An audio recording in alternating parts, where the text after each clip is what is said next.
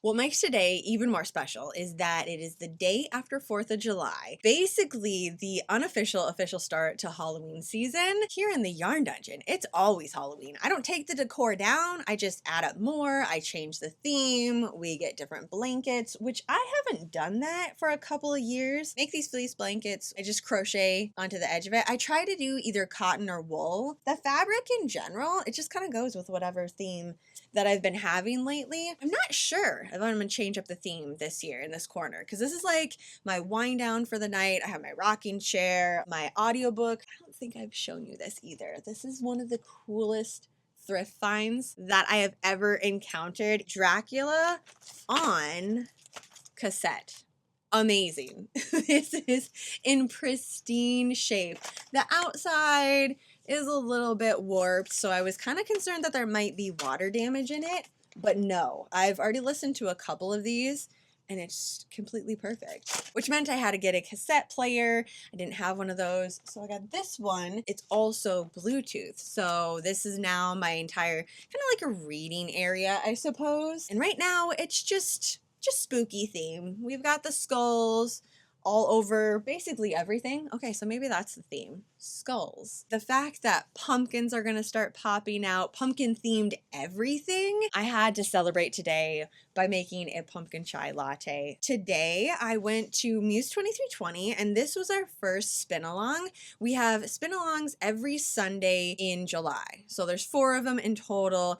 Get together, come and spin, super low key. I mean, we do have the 3 different categories. I can put that down below if you're a stash goblin, a master batter, like what was your destination for Tour de Fleece? Do you want to spin every single night? Are you trying to use up your stash roving that you have today? Which I thought I was doing fantastic because for only doing this a couple nights, I don't have any sort of pain starting. I thought maybe my wrists would be getting a little bit sore by now, especially after today. 4 solid hours of spinning. I'm focusing on my posture, I guess. I'm doing my stretches before and after, but the quantity that I'm spinning is just wild too. In no way, shape, or form did I think I was gonna have 2 and almost a half bobbins completely spun up on day 2 of Tour de Fleece. This very first one is one that came for the Yarn Dungeon. This is what came with me that I was gonna focus on today.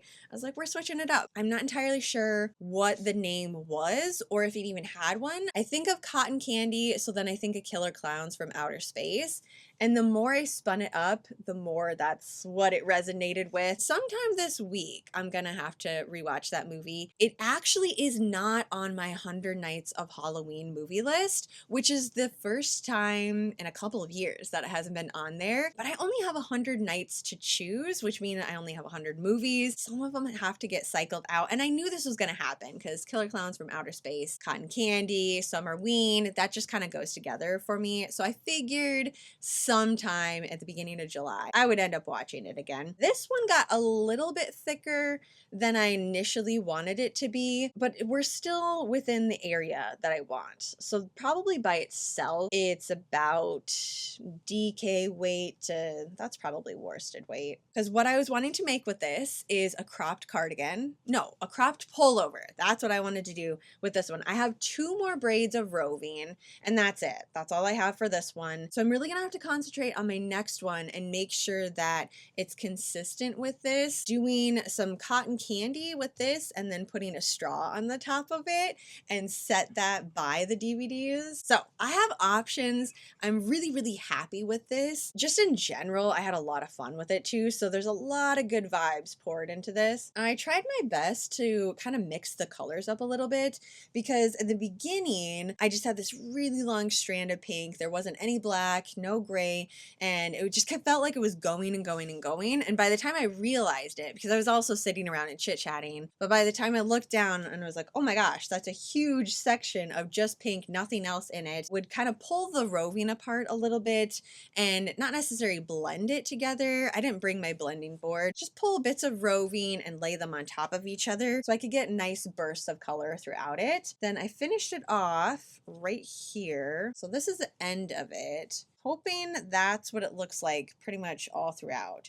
We have a little bit of stripe action, then we have some pink. So I spun this bobbin up and I had 2 hours left of our spin along. Went back out to the car, grabbed a fresh bobbin, which next week I need to keep that in mind. I was not expecting to even have a half of a bobbin. Remember to bring more, and also we're gonna have to ply these up pretty soon because I'm running out of bobbin. I only have 6 in total. This next braid was gifted to me today and I wanted to scream with pure spooky happiness when I saw this. The color is just so intense. It's black, it's red, it's shimmery, it has the murky gray throughout it, and this shimmer is just ridiculous when it's spun up. It is so soft. I need to show you this pull before I show you the bobbin. So it's already coming apart a little bit here. I was in it for this one. I knew immediately, okay, I have one braid. It must be DK weight. They were telling me that they do have more of this, and I'm definitely gonna just have to put an order in for it because I wanna make a pullover crop top for this one too. So I was kind of pulling this length and then splitting it in half.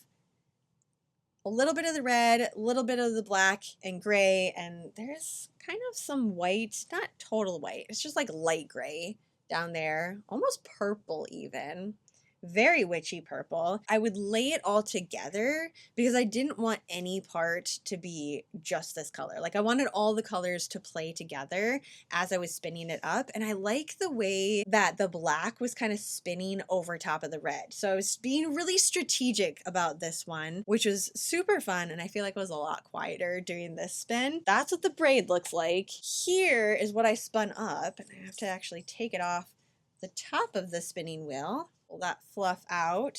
How freaking incredible is that? The red, the black, and this is what I'm talking about. This spin right here, where the colors just kind of twist on top of each other. This part, let's talk about that for a second.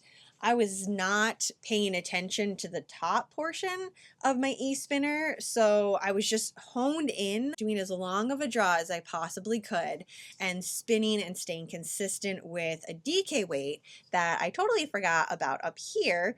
So at one point, it fell off of this one, which was back furthest, and that's what keeps the yarn, like the tension is here, and it just kind of keeps everything spinning nice and consistent.